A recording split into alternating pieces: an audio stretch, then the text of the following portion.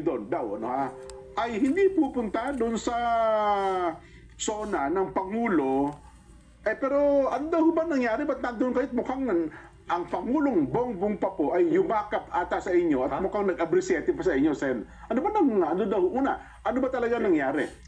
Sino ba yung nagsabi na ang Duterte Black ay hindi pupunta? Wala akong alam doon. Ang sabi ho ni Senadora Amy, nagsalita ata, si iba pang mga miyembro po ng Duterte Black. Una, Sen, kayo ba kinukonsidera nyo yung sarili na miyembro kayo ng Duterte Black? Hindi ako PDP laban eh. Ayun, Alam nyo naman opo. na nung nangampanya ako, maski na nung 2022, adapted lang ako. Yun, opo. Kaya hindi ko alam kung bakit nila sinasabing Duterte Black ako. Opo. Napagkakamalang kasi tayo na Duterte Black. Kasi nga, nilalaban naman natin ang mga karapatan kahit sino. Yun ho. Nagkataon lang na ang karapatan naman ng mga Duterte, kailangan din nating ibigay yung due process para sa kanila. Napagkakamalan tayo na meron tayong kinikilingan. Hindi. Mapapansin mo sa lahat ng galaw natin, sa lahat ng action natin, palaging yung batas ang gusto nating ipairal. Kung ano yung due process of law. Palaging gano'n. Siguro dahil sa pagiging abogado ko, yung nakikita ko, yung kahit sino, kalaban mo siya o hindi, ibigay mo yung para sa kanya na nakatalagang karapatan sa ilalim ng mga batas natin.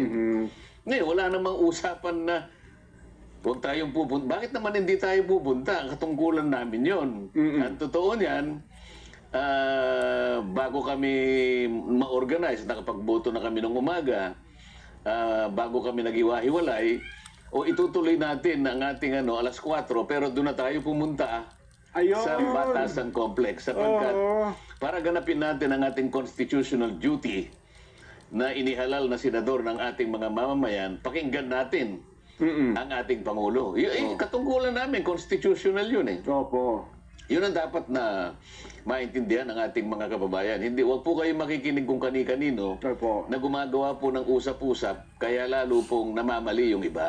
So tama pala yung paliwanag natin noong isang araw, Nelson. Na kasi sabi nga, Duterte Black. Sabi ko, hanggang ngayon po, hindi ko naman kinukonsidera kayo bilang Duterte Black. Bagamat adapted kayo ng PDP laban. Kahit siguro palagay mong Duterte Black ako, Opo. pupunta pa rin ako kasi nagsuspindi lang kami ng aming sesyon eh. Pagkatapos naming bumoto ng speaker, ng presidente ng Senado, Opo.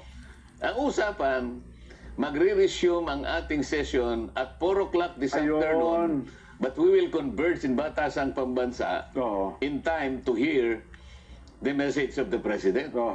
Kasi nakalagay sa Constitution nun dyan. Katungkulan ng bawat senador na pumunta doon. Ngayon, kung ang mga kasama ko, halimbawa, ay hindi pumunta, sila po ang may kagustuhan nun. At sila po yung makapagpapaliwanag kung bakit hindi sila nakarating yung araw na yon. Ngayon, tungkol naman doon sa binati ako ng Pangulo at nagbatian kami, palagay ko naman ay isang bagay na hindi dapat ipagtaka ng kahit sino man. Opo. Senador naman ako, Pangulo naman siya, at kaibigan ko naman siya. Alam mo, hindi naman kami magkamayan man lang, Nelson. Lalo siguro pagtatakan, nag-isinaban yung dalawa. Ayun ang mas malaking issue. Di ba mamaya, lalo naman tayong... Ganyan daw po yung tagpo na yun. Ano daw binulong sa inyo? Kasi pag bulong, sabay palo sa inyo. Parang sabi ni Carlo Orbing eh. Ipakita mo nga direct. Hindi ko pa nakita. Ipakita mo direct mula sa simula. Yung, yan. Nandiyan, yung mula kanina. Ayan. Yan o. May binulong sa inyo, Sen eh. Bulong na eh.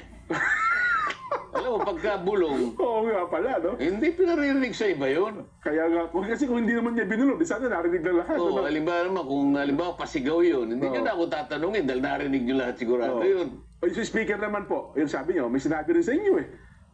Oo, nakita mo naman yan. Oo. Siyempre, magkakilala naman kami ni speaker. Oo, di ba? ako naman. Diba tinanong kung paano ka ba nanalo? Hindi ba sinabing, ayaw ka paniwalaan ng broadcaster na nananalo ka, parang ganun. Bakit naman yung... Yung iba. Bali, nagyakapan din naman kami ni Smith, at hindi nyo man lang itanong, ano ba binulong sa'yo? Kasi may naunang tagpo dyan, Sen, na mayroong mga senador din na parang ayaw pansinin ng Pangulo eh. Bakit daw nung nauna kayo nakita nag-abrisyete pa sa inyo? Magkaibigan nga kami. Baka hindi niya kaibigan yan. Bakit niya?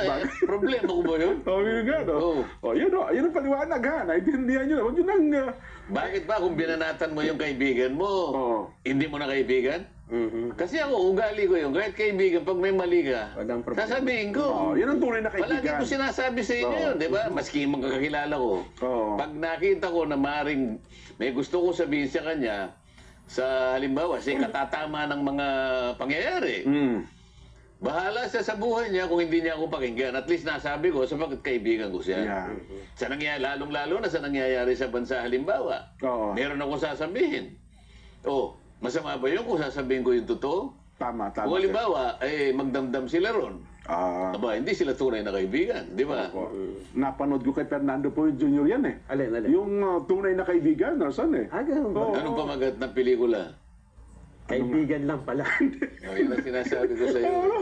Meron yan eh. Meron yan, ano.